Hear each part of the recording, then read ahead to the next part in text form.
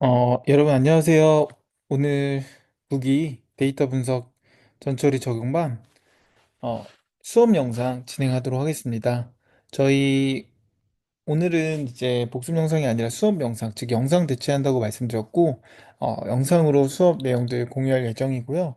여러분들이 집중하실 수 있는 시간이 최소한 3, 40분일 테니까 최대한 30분 내로 영상 찍는 거를 목표로 진행하도록 하겠습니다. 그러면 바로 진행하도록 하겠습니다. 오늘 이야기할 내용은, 아무래도 이제 우리가 기존에 배웠던 이 피처 셀렉션이나 성능 개선이나 이런 걸 봤을 때, 대부분 보면 뭐, 피처에 대한 셀렉션을 가지고 성능을 개선한다라거나 아니면 뭐 상관계수나 여러 가지 우리 통계적인 기법이나 머신러닝 기법으로 했는데 이번에는 하나 예시로 갖고 왔어요. 케글에서 이제 사례로 나와 있는 코드인데 여기서 보면 사기 탐지 관련된 데이터고 이거 관련해서 얘가 어떤 식으로 이 사람이 이제 음, 데이터를 전처리하고 성능을 개선하고 올리는지를 한 번쯤 같이 보면 좋을 것 같아서 공유를 드리고요. 저 핵심 부분만 짧게 짧게 얘기할 거고, 그 다음 저희는 바로 뒤에서 이야기해야 될 인베딩에 대한 부분들을 좀 나눌 예정입니다. 그러면 하나하나씩 들어가 보도록 할게요. 일단 뭐 사기 탐지에 대한 데이터고, 이 아래 내용 쭉 읽어보시면 되고, 이런 데이터예요. 그래서 보면은 시간과 실제 이 고객 데이터다 보니까 뭐 알 수 없는 어떤 부위에 대한 데이터들, 그리고 클래스가 사기 여부, 이 어마운트에 대한 뭐 금액에 대한 내용, 이런 것들인 거고요. 이 데이터를 갖고 우리가 실제로 아마 0과 1에 대한 이진 분류 예측으로 진행할 것 같아요. 그랬을 때 보면 대부분 그 0과 1의 클래스로 봤을 때 1인 경우가 상당히 그 적죠. 그리고 대부분 다 0일 거고, 이 데이터가 불균형하다라는 거는 아마 잘 알고 계실 것 같아요. 데이터셋이 얼마나 되는지 보면은 사기가 아닌 경우가 거의 99.83%고 사기인 경우가 0.17%라고 나오네요. 그래서 거의 대부분 없다라는 거. 그러니까 타깃의 불균형이라는 걸 얘도 정확히 이 사람도 이해하고 이제 바라보고 있는 것 같고요. 그 다음에 우리가 좀 이제 더 얘기해서 좀 뜯어보면 뭐 이제 분포들을 보고 그 다음에 데이터가 어떻게 되어 있는지 보면서 스케일링을 어떻게 해야 될지, 그다음 샘플, सब샘플을 어떻게 해야 될지, 오버피팅 이런 문제들 여러 가지로 이 사람이 고민하고 이제 스케일링 작업을 하는 것 같습니다. 그래서 데이터는 오리지널 데이터 프레임에서 어떻게 나눌지라는 것도 확인하고, 아무래도 이제 여기 데이터 같은 경우는 다 아시겠지만 너무나 희소하다 보니까 그 사기가 그거를 언더 샘플링이나 뭐 오버 샘플링이나 여러 샘플링 가지고 작업을 하려고 하는 것 같아요. 그래서 이거 갖고 실제 이제 맞춰주면서 클래스에 대해서 작업을 하는 것 같습니다. 그래서 상관계수 보면서 어떤 변수들이랑 어떻게 관련이 있는지 이런 것들 보고, 우리가 사실 했었던 필터에 대한 메서드랑도 유사하게 상관계수에 대한 거 보는 거 유사하게 이 사람들도 데이터를 좀 바라봤죠. 그러면서 이상치에 대한 거를 제거하려고 하는 것 같아요. 그래서 IQR에 대한 내용들이 나오고 제거해서 뭔가 이제 더 성능을 개선하려고 하는 것 같습니다. 분포와 IQR에 대한 내용들을 좀 살펴보면서 어떻게 할지, 특히 이런 분포들 보고 더 확인하는 것 같고요. 그 다음에 네, 여기 나와 있죠. 피처들 가지고 이상치들이 많이 존재하는 것들, EDA 작업도 한 거라고 보시면 될 것 같아요. 여기서 이제 조금 얘기할 게, 음, 우리가 기존에 다루진 않았지만 PCA나 어떤 티스네나 이런 좀 차원 축소하고 들어가는 것들은 사실 다루진 않았어요, 수업 때. 그래서 이것도 한번 좋을 것 같아서 여러 피처들을 얘는 두 개로 해서 시각화하기도 하고 차원 축소해서 최대한 보존하는 거를 피처로 잡았습니다. 그래서 SVD 방식이나 PCA나 TSNA, 이거 TSNA 방식으로 해서 진행했고요. 얘로 이제 보니까, 구간을 나누니까 이런 식으로 좀 사기랑 사기가 아닌 것들이 나눠지는 게 확인이 되었어요. 어, 뭐가 뭐 정답이다인 건 아니지만 여기가 좀 그래도 잘 나와 있는 것 같긴 한데, 어쨌든 데이터가 그렇게 보여집니다. 그래서 이거 가지고 로지스틱이나 뭐 그리드 리서치하고 뭐 이런 것들 그리드 리서치하고 한다라고 지금 얘기를 해보고 이진 분류니까, 그래서 이거 가지고 트레인 테스트 나눠서 이 여러 가지 모델을 사용했던 것 같아요. 그래서 어렵지 않게 다 아실 거고 크로스 밸리데이션 한다는 거고, 그 리서치에서 실제 데이터들 이거 그 하이퍼 파라미터 찾는 거죠. 그랬을 때 성능이 이 정도가 나왔어요. 90 몇 퍼센트 정도. 근데 이게 오버피팅 케이스가 또 된다라고, 오버피팅 케이스로 이제 한 건데, 데이터가 이제 아까도 말씀드렸지만 과적합이 아니라 불균형 이슈가 있었죠. 그래서 이거를 어떻게 해결할지 우리가 좀 바라보면 좋을 것 같아요. 그래서 이 사람이 했었던 내용들, 그리고 로지스틱으로 해서 커브에서 그려봤을 때 이제 성능 보는 거죠. 그래서 성능을 보면 트레인 테스트 크로스 밸리데이션 데이터 봤을 때, 음, 이 정도로 좀 나오는 것 같아요. 성능이, 그죠? 그래서 뭐 사이즈랑 이런 것들 봤던 것 같고, 그 다음에 두 번째로 이제 ROC에 대한 값들도 확인해 보고, 그 다음에 나머지들도 시각적으로 확인해 보면서 갔는데, 좀 더 뭔가 뜯어보면서 로지스틱도 보고 ROC도 보고 하는 것 같습니다. 그래서 이거 보고 쭉 하고, 그 다음에 여기서 네. 여기서 이제 그 샘플링의 방법을 또 다양하게 해요. 그러니까 지금 이거 같은 경우는 사기 탐지다 보니까 희소하니까 이 전처리 성능 개선하기 위해서는 결국에는 이런 언더에 대한 뭐 어떤 스무트 방식으로 진행하거나 오버피팅 뭐 이렇게 여러 가지가 있을 텐데 스무트 방식으로 얘가 맞춰주려고 하는 게 좀 보이는 것 같아요. 그래서 이 부분도 알아두시면 좋을 것 같아서 같이 갖고 왔고, 그래서 실제로 오버피팅 저희 스무트 방식으로 데이터 다시 적재해가지고 저기 확장해서, 그러니까 데이터를 더 증강해서 그래서 만들어가지고 성능을 다시 테스트 해보는 것 같아요. 그래서 아까 나왔던 성능 대비 얘가 이제 다시 한번 확인해 보고 그 다음에 실제 성능도 비교를 해보고, 그래서 뒤에 보면은 이제 스코어가 나왔는데 결국에는 오버샘플링을 가지고 0.98까지 성능이 올라갔다라는 것도 확인이 되고요. 그래서 이거 가지고 케라스를 갖고 또 이번에는 랜덤 언더샘플링을 또 진행했던 것 같아요. 랜덤 오버샘플링이랑. 그래서 그 샘플링에 대한 걸 계속 다양하게 시도하면서 진행을 했고, 최종적으로는 결과가 어떻게 나왔죠? 그래서 최종적으로는 어떤 모델이 좋았는지 저도 읽어보면, 모델은, 네, 그쵸. The next step은 계산한다는 건데, 어, 어쨌든 오버샘플링에 대한 내용으로 마무리가 됐던 것 같아요. 제가 지금 확인해 보니까 여기 나왔네요. 정확도 여기 나오는 거니까. 근데 이거는 사실 뭐 정확도가 많이 올라가긴 했는데 과적값이 될 수도 있는데 여러 이슈가 있겠지만 어쨌든 이런 식으로 샘플링 작업을 갖고 코드를 작업했습니다. 그 결론적으로 좀 얘기를 드리면 제가 이야기하고 싶은 게 우리가 피처 셀렉션이나 이런 방법으로 성능을 개선할 수도 있지만 이렇게 데이터가 불균형한 경우에는 샘플링 방법으로도 개선할 수 있고, 잘 생각해 보면 언더랑 오버 중에 이렇게 실제 사기 데이터가 작은 경우, 그러니까 희소한 경우, 사기가 별로 없는 경우는 언더 샘플링으로 하게 되면 사실 성능이 더 안 나올 수밖에 없겠죠. 왜냐면 오버 샘플링으로 가는 게 좋을 거예요. 왜냐면 더 많은 사기 데이터의 패턴을 학습하는 게 좋은 거니까. 다만 오버 샘플링으로 한다 하더라도 결국에는 이게 특정 데이터를 증강하는 것뿐이지 같은 값이 계속 들어갈 수도 있는 거잖아요. 개념적으로.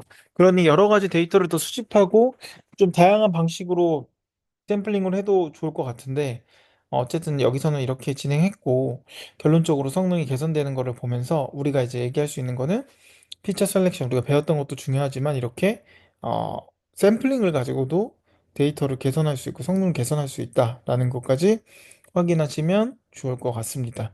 그래서 결론적으로 같이 이제 스마트 방식에 대한 것들 개념은 설명하진 않았지만 이렇게도 할 수 있다라는 거를 여러분한테 말씀드리고요. 그 다음에 우리가 이제 다음 시간에 배울 것들을 좀 개념을 정리해 보면 인베딩을 이제 들어가려고 해요. 그래서 인베딩 기초적인 거 하나씩 볼 건데, 음,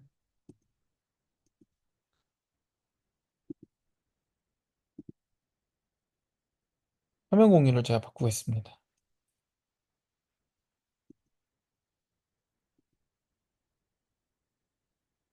자, 음, 인베딩에 대한 내용입니다. 인베딩을 하기 위해서 알아야 될 것들이 사전에 되게 많지만, 일단 먼저 인베딩 작업에 대해서 우리가 간단하게 얘기를 해보고, 그 다음에, 다음 시간에 이제 뭐 코드나 이런 걸 같이 볼 것 같은데, 첫 번째로 얘기하면 인베딩이 뭐죠, 여러분? NLP 쪽 관심 있으신 분들은 자연어 처리할 때 분명히 들어는 보셨을 것 같은데, 결론적으로 이제 인베딩은 어떤 텍스트 데이터나 이미지 데이터 등 이런 데이터들을 수치 벡터로 변환해서 컴퓨터가 이해할 수 있도록 다 만들어주는 게 핵심 기술인 거잖아요. 그래서 인베딩 같은 경우는 뭐 단어, 문장, 문서 여러 가지로 이제 고려해가지고 어떤 고정의 크기로 만들어가지고 벡터 공간을 만드는 게 얘가 하는 거고, 실제로 어떤 다양한 벡터 공간을 만들다 보니까 이제 매트릭스 형태로 데이터가 쌓이게 되겠죠. 만들어지니까요. 그럼 그 안에서 우리가 뭐 유사한 것들이나 비슷한 것들을 하는 것도 결국엔 인베딩된 그 수치를 가지고 뭐 코사인 유사도를 한다던가 아니면 뭐 내적을 한다던가 이런 방식으로 데이터를 좀 찾아가겠죠. 그래서 인베딩이라는 건 결국에는 이렇게 해야 돼. 네. 여러 가지를 할 수 있어요. 저희 실전반에서 레코멘데이션 할 때 인베딩도 많이 했고요. 그 다음에 뭐 다른 것들, 뭐 서치에 대한 거나 광고에 대한 거나 여러 가지도 할 수 있어요. 근데 어쨌든 중요한 포인트는 인베딩 같은 경우는 자연어에서 어떤 단어나 문장을 이제 고차원 수치로 벡터로 변환하는 과정이라는 게 이제 우리가 할 NLP적인 부분의 인베딩을 말하는 거고, 이게 그래서 여러분도 아시겠지만 이 말하는 것들 지금 제가 대화하는 것도 그렇고 여러분들이 친구들이나 아니면 뭐 평상시에 대화하는 것도 결국엔 이 전체 문장을 갖고 그 안에서 의미나 어떤 맥락이 이해가 될 텐데, 이런 문맥적 의미 그리고 이런 어떤 문맥적인 유사성을 보존한 상태로 벡터로 표현해서 학습해야지 모델이 어떤 언어 패턴을 학습하는데 되게 효과적으로 학습할 수가 있겠죠. 그러다 보면 이제 NLP 쪽에 관심이 갖고 계신 분들은 좀 더 우리가 생각해 볼 게, 이제 이게 우리가 그냥 원래 로우 데이터라고 할 수 있는 원본 데이터를 얼마나 잘, 좀 뭐라 해야 될까요? 그 표현할 수 있는지. 그러니까 즉, 이 언어에 대한 거를 잘 놓치지 않고 벡터로 만들 수 있는가가 중요한 역할일 겁니다. 그 과정 속에서 흔히 얘기가 나오는 게 스parse한 이 레프레젠테이션의 문제가 나올 거고, 즉, 이 차원이 커지고 원활 인코딩 같이 0, 1로 하게 되면 희소성이 발생해서 어떤 이 계산하게 되면 예를 들어 뭐 히든 레이어 가지고 들어가서 이제 역전파 계산하거나 이럴 때나 의미적인 어떤 유사성을 반영하지 못하는 상황이 발생해서 전체 원래 있었던 그 어, 자연어의 어떤 문맥이 의미가 퇴색되거나 잃어버릴 수가 있다라는 거죠. 그래서 이런 것들 때문에 인베딩이 정말 정말 중요하고, 그래서 최대한 댄스한 이 벡터를 만들어가는 게 효율성이나 아니면 연산의 효율성 또는 뭐 여러 의미로 봤을 때 중요하다고 보실 수 있을 것 같아요. 그래서 인베딩을 하는 거는 기본적으로 우리가 하는 인베딩은 이제 텍스트 가지고 NLP 관점에서 볼 거고, 수치에 대한 거를 바꾸는 거 이거는 충분히 이해하셨을 거라 생각하고 넘어가도록 하겠습니다. 자, 이거와 같아요. 그래서 우린 더큐먼트로 할 거겠지만 결국에는 얘네들이 이렇게 다 수치로 변환이 돼서 벡터화 돼서 벡터 공간 안에서 이렇게 표현할 수 있다라는 게 우리가 아까 말씀드렸던 내용들이고, 이제 그러다 보니까 여러분도 다 아시겠지만 이 중요합니다. 이게 어떻게 만들 수 있는 건지가. 해서 여러분들이 이거를 확인하시면 좋을 것 같고요. 그 다음에 인베딩으로 이제 생각을 해보면 아까도 말했던 것처럼 이렇게 어떤 긴 문장이나 어떤 이런 내용들이 있을 텐데, 그 내용들이 인베딩 모델을 통해서 수치화로 다 만들어져서 정리가 될 것 같다.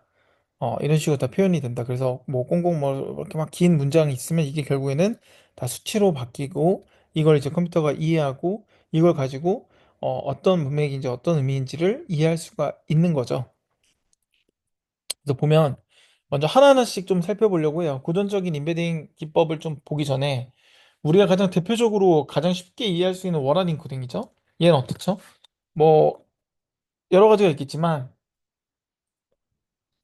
해당 벡터의 어떤 인덱스에 해당 컬럼에 있는 값 중에 해당이 되면 1, 나머지는 0이 되는 거겠죠.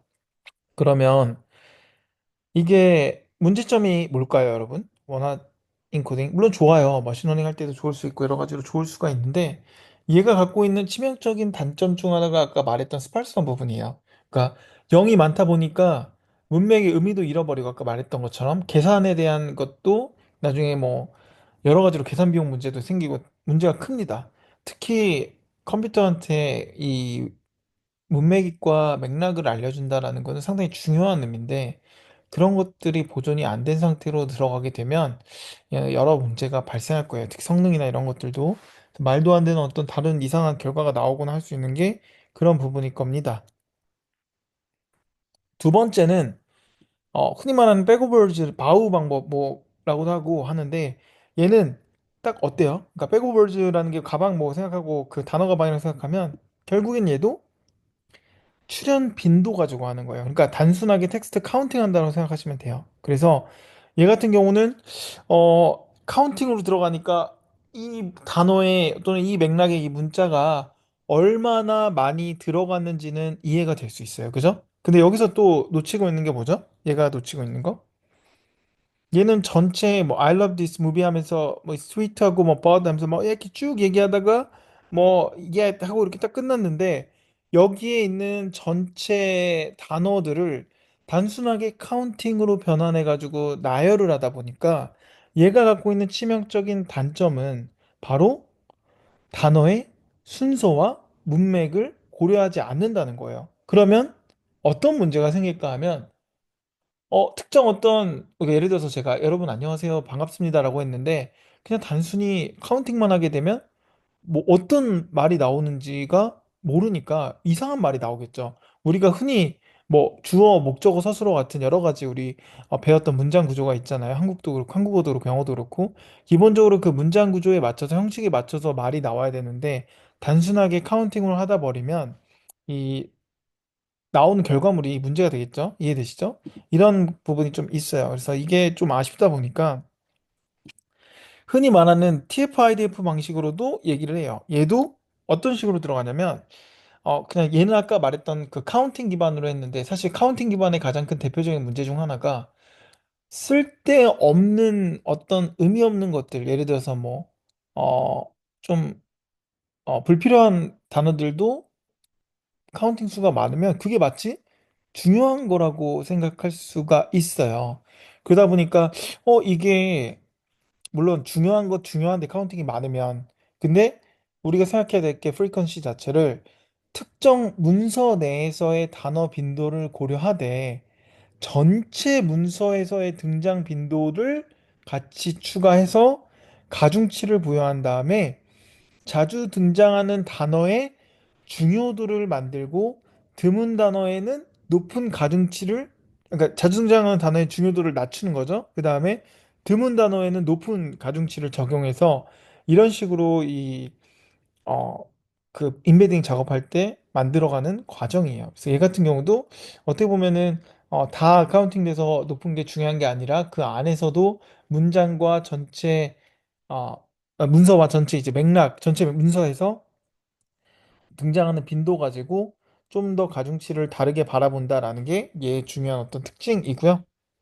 얘도 이따가 다음 시간이죠. 오늘은 못할 것 같고 코드로도 다 살펴볼 예정이에요.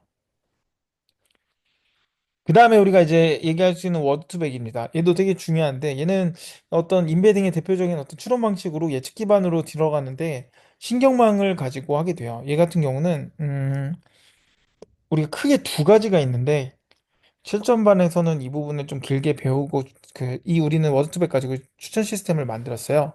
근데 저희가 그렇게까지 가지는 않을 거라서 얘기를 하면 자 시바우 같은 경우는 얘는 앞에 C가 컨티뉴어스예요. 그러니까 아까 우리가 백오버즈 생각했을 때는 단순하게 카운팅으로 했다 생각하면 컨티뉴어스가 들어간 시바오 같은 경우는 주변의 단어를 가지고 중심 단어를 예측하는 형태가 되는 거예요. 얘는 그러니까 주변에 있는 애들 갖고 우리가 학습을 하다 보니까 어떤 주변의 맥락들, 주변의 어떤 순서들을 반영할 수 있다는 게 좀 좋은 장점인 중 하나죠. 그래서 얘 같은 경우는 음, 시바오와 스키그램 두 가지의 차이 중 하나가 얘는 중심 단어를 가지고 주변 단어를 예측하는 거예요. 그래서 얘가 가지고 있는 거는 특정 단어 하나 갖고 주변을 단어를 예측한다라는 거니까 이 부분이 얘가 반대죠. 죄송해요. 주변 단어로 중심 단어를 예측하는 거죠. 그래서 어떤 특정 주변에 있는 단어들을 갖고 중심에 어떤 게 예측될 것인가를 보는 게 시바오 형태고 옆에 나와 있는 스키그램은 반대인 거죠. 중심 단어로 주변을 예측하는 거예요. 그래서 예를 들어서 뭐, 캣이라고 하면 그 캣의 주변에 어떤 것들이 들어가는지를 얘가 예측하게 되는 거죠. 그래서 이런 식으로 인베딩을 들어가서 하는 방식이 그 두 개의 방식, 워드투백에서 두 개의 방식이고, 뭐 이것도 깊게 더 얘기하면 얘기할 수 있는데, 너무 또 깊게 들어가면 우리 학습하는 범위를 넘어가기 때문에 일단은 이 정도만 하고 넘어가도록 하겠습니다. 자, 그러면 궁극적으로 하나 질문을 해보면, 아래 더 배울 게 있지만, 이렇게 하는 이유가 뭐죠, 우리가? 이렇게, 인베딩을 배우고 하는 이유? 결국에는, 텍스트 데이터를 가지고 우리가 뭐 예측을 하거나 아니면 뭐 챗봇을 만든다거나 추천 시스템을 만든다거나 여러 가지가 있을 텐데, 결국에는 이 컴퓨터에게 우리가 사용하는 이 언어를 수치적으로 어떻게 잘 바꿔서 그 수치적으로 잘 바꾼다는 게 언어의 맥락과 언어의 문맥과 순서들을 잘 이해할 수 있게끔 수치적으로 압축한 거를 전달하고 그 전달한 걸 가지고 얘가 잘 학습해서 어떤 상황이든 잘 뱉어낼 수 있는 결과물이 나올 수 있는 이 방법을 해야 되는데 그러려면 이 수치적으로 만들기 위한 인베딩 작업이 너무너무 중요하다라는 게 여러분도 아실 거예요. 그러다 보니까 우리가 이거를 좀 긴 시간 동안 계속 배우는 이유인 거고 뒤에 이제 다음 시간, 다다음 시간 또 얘기하겠지만 결국에는 인베딩과 나중에 뭐 불용어 처리나 어떤 전처리 과정 가지고 해서 텍스트를 잘 얼마나 가공했는지, 그리고 인베딩을 어떻게 잘 표현했는지가 성능에 또 중요한 영향을 줄 수밖에 없다라는 게 앞서 지금 들어가기 전에 좀 얘기를 하고요. 그 다음에 우리가 얘기하려고 하는 게, 이게 왜 안 되지? 잠시만요. 이게 렉이 걸린 것 같은데. 여기 있다. 네. 그 다음에 들어가는 거는 이제 글로브 방식이라고 해서 글로브 방식 같은 경우는 이 글로벌 벡터에 대한 내용들이에요. 그러니까 얘가 통계적인 방법과 예측 기반을 좀 결합해서 얘는 이 동시에 등장하는 행렬을 갖고 이걸 활용해서 단어의 의미를 파악하고 만드는 거거든요. 그러니까 얘는 어떻게 보면 이걸 갖고 동시 등장을 계산하다 보니까 뭐 단어 간의 벡터 연산이 가능한데 얘를 조금 더 이야기를 해 보면 어떻게 보면은 얘는 지금 우리가 그 기존에 했었던 거랑 비슷하긴 한데 조금 다른 부분이 있어서 글로브 방식을 좀 얘기를 해보면 어, 여러분도 아시겠지만 결국엔 얘도 인베딩을 하는 작업인 거예요. 그랬을 때 이 수식을 하나씩 하나씩 좀 지금 다 설명하면 좀 그럴 수 있는데 하나씩 뜯어보자라고 하면 얘도 결국에는 그 단어 간의 어떤 의미적인 그 관계를 통계 정보 기반으로 이제 만들려고 하는데 그때 얘도 공존행렬이라는 코어 어큐런스에 대한 매트릭스 가지고 만든다는 거예요. 그래서 이걸 갖고 단어의 어떤 의미적인 유사성을 포착하는데 만드는 건데 핵심 아이디어는 이거예요. 여기 나와 있는 거 아까 말씀드린 거고 핵심 아이디어는 결국에는 얘도 생각할 수 있는 게 단어 간의 어떤 윈도우 사이즈라고 해서 아까 제가 얘기는 안 했지만 워투백 같은 경우는 그 주변 단어들을 보기 때문에 특정 문맥의 어떤 그 윈도우 사이즈를 가지고 파악하는 경우인데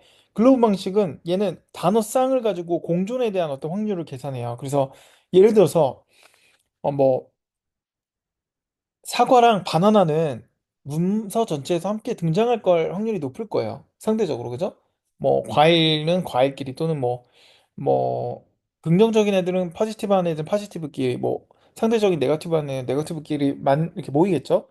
근데 예를 들어서 뭐 과일과 갑자기 생뚱맞는 뭐 갑자기 공기? 공기 좀 그럴 수 있는데 아무튼 그런 것들은 등장할 가능성이 덜 하겠죠, 상대적으로. 이걸 가지고 전역적인 어떤 단어의 공존 패턴을 얘가 분석을 하는 거고, 그걸 가지고 여기 나와 있는 이제 공존 확률이 나오게 되는 거예요. 얘 같은 경우 여기 나와 있는 거예요. 그죠? 그래서 이거는 뭐냐면, 결국에는 이 수식에서 말하자고 하는 거는, 얘는 그, 예를 들어, 아이스크림은 같은 높은 공존 확률을 갖고 있을 거지만, 뭐 예를 들어서 아이스 스테이크는 거의 없을 거잖아요. 낮은 확률일 거잖아요. 그거를 계산하는 게 이 probability가 이렇게 나오는 거거든요. 그래서 이 두 개에 대한 내용들이 여기서 보면 이것도 그거예요. 그 뭐 솔리드랑 게스랑 워터랑 패션에 대한 건데 당연히 뭐 이런 것들은 유사하게 나올 수가 있죠. 특히 뭐 솔리드랑 얘네들은 뭐 유사하게 나올 수도 있는데 뭐 그 아예 그냥 상관없는 게스나 이런 거는 좀 잘 안 나올 수도 있고 그러다 보니까 이런 걸 가지고 얘가 확률적으로 계산해 봤을 때 어떻게 공존이 되는지를 전체 문서 기반으로 해가지고 값이 떨어져서 나올 수가 있겠죠. 이걸 가지고 이제 얘가 희소행렬을 만들어서 밀집 벡터로 만든 다음에 이 문맥의 벡터의 유사도를 의미를 만들어가는 행렬을 만든다라고 좀 생각하시면 좋을 것 같고요. 얘 글로브에 대한 내용들을 더 얘기하고 싶은데 그냥 짧게 얘기하면 얘는 결국에는 비용함수, 즉 손실함수 자체는 단어의 어떤 공존의 수와 그다음 각각 단어의 어떤 벡터들 그리고 그 편향들과 함께 얘가 이제 희소행렬을 조정하는 어떤 특정 빈도값이 있어요. 그거를 가지고 이 비용함수를 계산해서 최적화하는 방식으로 들어가고요.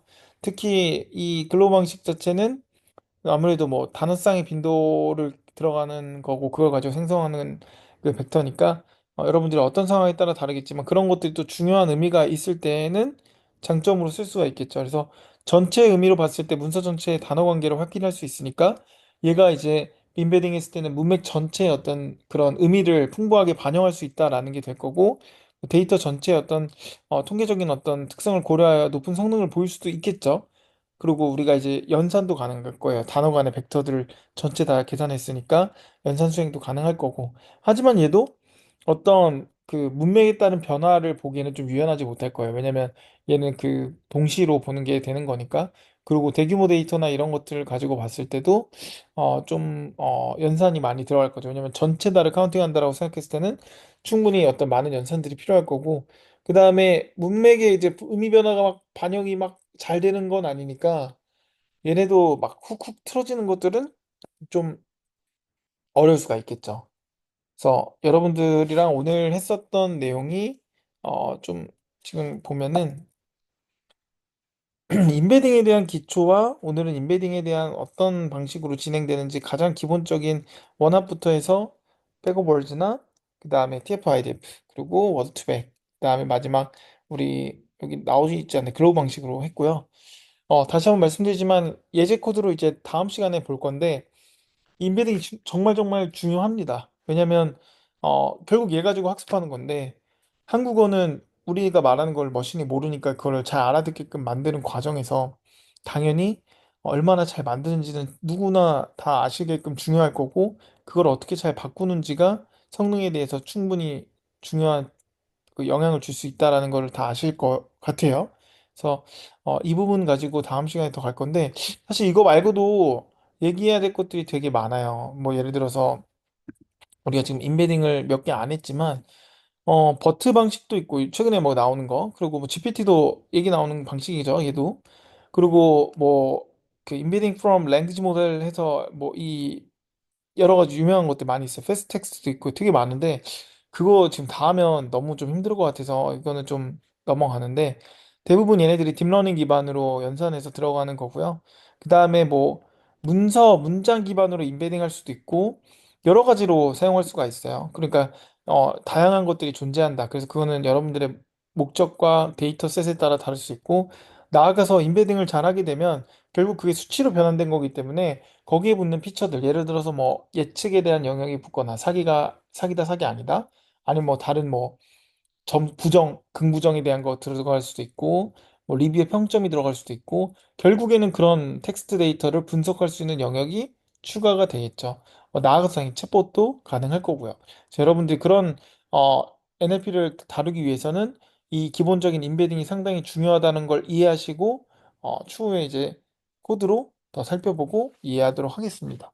그럼 오늘은 여기까지 마무리를 하고요. 다음 시간부터 또 복수 코드 들어가면서 진행을 하도록 하겠습니다. 예제 코드요, 그죠? 종료하도록 하겠습니다. 감사합니다.